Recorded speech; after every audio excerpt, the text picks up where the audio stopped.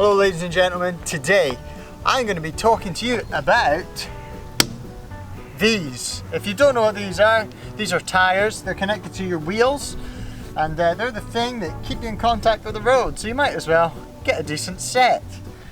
Speaking of a decent set, I have opted for the Michelin Pilot Sport 4 tyre. Coming from the Michelin Pilot Super Sports that came on this car. I'm going to talk to you today about some of the differences between this tyre and the stock tyre.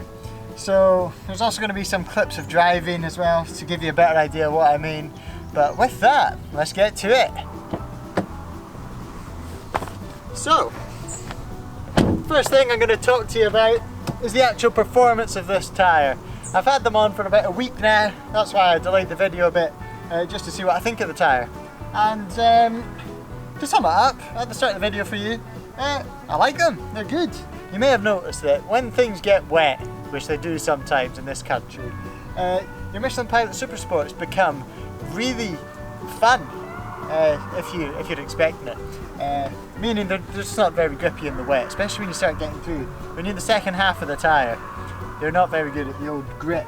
So, I can report that the Michelin Pilot Sport 4 tyre is much better in the wet than the Pilot Super Sport. It's just light years ahead in that respect in the wet. In the dry, the straight line acceleration and braking on these tyres is really good. It's as good, at least, as the Pilot Super Sport. It's just let down a tiny bit in the corners, which is probably because it's not got the split compound that the Super Sport tyre had. And there's also more water dissipation grooves in this, which means a slightly smaller contact patch on the tyre. I'm going to sit down as well. So when you're buying a tyre, there's a lot of different choices in buying a tyre. And you'll notice, I've got 205 40 ZR18 instead of 225. A lot of people buy 225s because they're thicker and they're also cheaper. So why, you might ask, have I opted for the thinner, more expensive tyres? I like having fun. I don't really go on tracks, and I like doing stuff like this.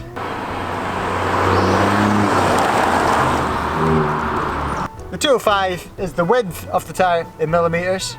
The 40 is what percentage of the width your tyre wall is. So 40% of 205, which is going to be about 80. So this is going to be about 80 mil, which looks correct. That's about 8 centimetres. And then ZR18 is your radius and it's 18. And the load also, somewhere on here, I don't know what it is Y. So yes, 86Y. So Y, you can probably get away with a slightly softer one, but the Y does the job. Why? Who knows? Film it. Are you filming? Look!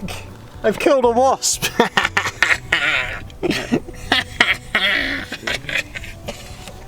In terms of noise, these are definitely not much noise. They're comparable to the Pilot Super Sports. If you've got some Pilot Super Sports, these would be about the same loudness from inside. There's a little lip on these tyres that you'll see in a lovely close-up, and this is to help you not curb your wheels. So the actual rubber hangs out a little bit over the rim, so if you do come up a curb, it hits the rubber instead of your rims, which is quite a good feature, although I think the Pilot Sport 4S's also have this. One of the other main reasons I got the Pilot Sport 4 is because that's what the Performance Edition comes with. Because now Pilot Super Sports are getting quite expensive, so no one's really buying them. Unless they're rich.